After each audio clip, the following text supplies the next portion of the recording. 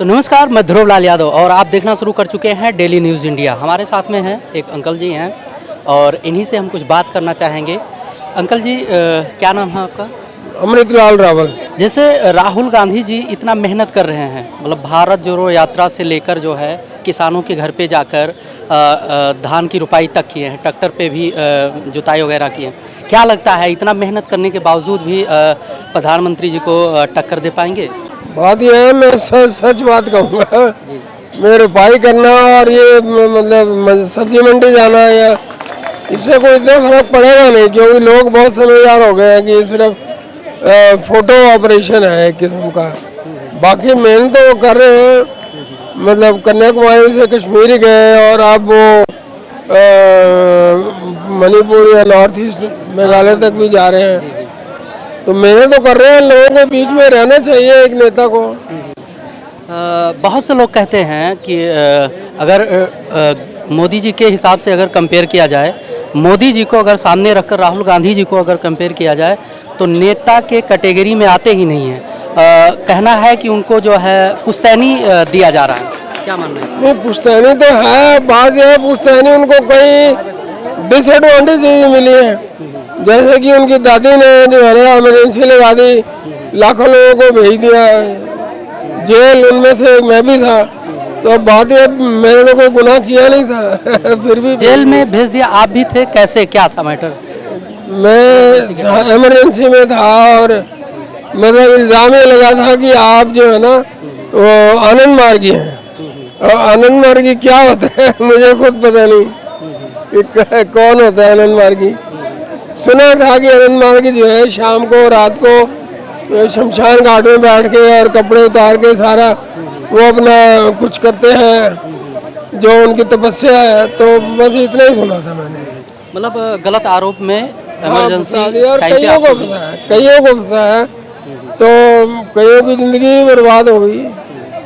क्या लगता है कि राहुल गांधी जी प्रधानमंत्री बनने के लायक हैं अभी प्रेजेंट टाइम में? अभी टाइम है, क्योंकि he is still too mature. क्योंकि अभी जो है लोग they are not convinced about him. पूरा विपक्ष मिलकर, पूरा विपक्ष सिर्फ और सिर्फ जो है मोदी जी को टारगेट कर रहा है। हाँ जी। क्या लगता है कि पूरा विपक्ष जो है मिलकर भाजपा सरकार को गिरा पाएगी? अब पक्ष जो है, पक्ष में इतने भ्रष्ट लोग हैं। जेपी मूवमेंट से मैं भी जुड़ा हुआ था और जेपी मूवमेंट बिहार से ही शुरू हुई और बिहार में इतने भ्रष्ट लोगों का राज रहा है, जिसकी मतलब नौकरी देने के लिए आप किसी का प्लॉट ले लें, किसी से प्रॉपर्टी पुश्तैनी प्रॉपर्टी ले लें, इससे बड़ी घटिया बात तो हो ही नहीं सकती। और वही परिवार सारा जो है ना 35 साल से वही है उनके। नीतीश कुमार कभी इधर जाते हैं, कभी उधर जाते हैं। तो कोई यानी नीतीश और लालू के जो है पार्टी में ही सिमट कर रह जा रहा है बिहार सरकार। हाँ जी। और अब जो है मोदी जी को टारगेट करने के लिए पूरा विपक्ष एक साथ होके आ रहा है। माइनस लालू आना चाहिए। नीतीश जी को लालू जी का साथ नहीं रखना चाहिए, बहुत बड़ा नुकसान होगा इनको।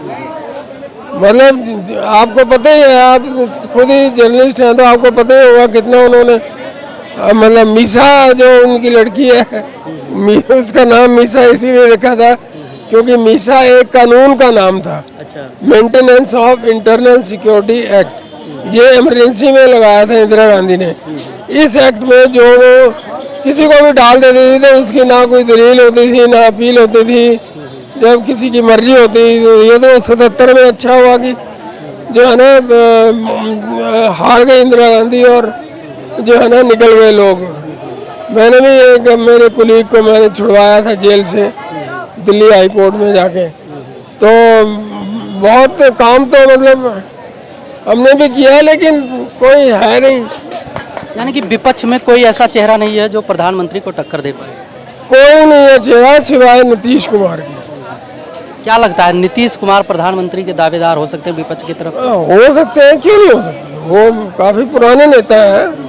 लेकिन मैंने देखा जितने भी विपक्षी होते हैं, गठबंधन वाला जो मैटर होता है, मान लिया चुनाव जीत के जब आ जाते हैं तो फिर इनका असमंजस बैठाना, यानी कि किसको दावेदार बनाया जाए, ये बड़ा प्रॉब्लम हो जाता है।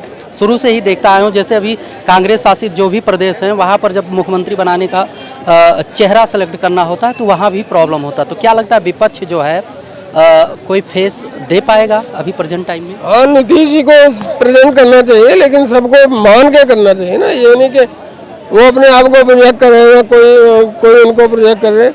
सारे विपक्ष को बैठ के मानना चाहिए, तभी होगा। जैसे आपने कहा कि नीतीश जी को मिलना चाहिए, और कोई चेहरा नहीं है। ममता बनर्जी भी कई बार जो है मुख्यमंत्री रह चुकी हैं ममता बंगाल से। बनर्जी ने जुल्म कितने किए हैं हिंदुओं के ऊपर अभी।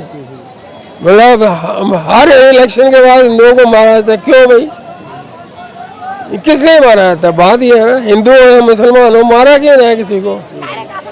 उनके घरों के ऊपर हमले होते हैं, उनकी औरतों के साथ बेइज्जती की जाती है, उनकी आग लगा दी जाती है उनके मकानों पे। मैंने देखा है जब बात आएगा सपोर्ट का और जब सीट की गिनती काउंट के बल पर जब प्रधानमंत्री बनाया जाएगा, विपक्ष में जो एक दूसरे को लोग जो है टारगेट करते रहे हैं हमेशा, क्या एक बंदे को सामने करके सपोर्ट कर पाएंगे? करना ही चाहिए जी, नहीं तो कोई वो तो आज स्पीच आपने सुनी होगी प्रधानमंत्री की स्पीच, उसमें वो कह रहे हैं मैं ये कर दूंगा वो कर दूंगा। जब वो सारा कुछ अपने लिए ले रहे हैं कि मैं ये कर दूंगा, तो फिर उनको भी एक आदमी को आना चाहिए ना, तभी फोकस बनता है, नहीं तो फोकस नहीं बनेगा। तो आपका मानना है कि जो है भाजपा को टक्कर देने के लिए विपक्ष तैयार है और उसमें प्रधानमंत्री बनने के दावेदार भी हैं? हाँ, नीतीश कुमार ही तो बन सकते हैं, लेकिन उनको अच्छी तरह से प्रेजेंट किया जाना चाहिए। बहुत बहुत धन्यवाद। Thank you.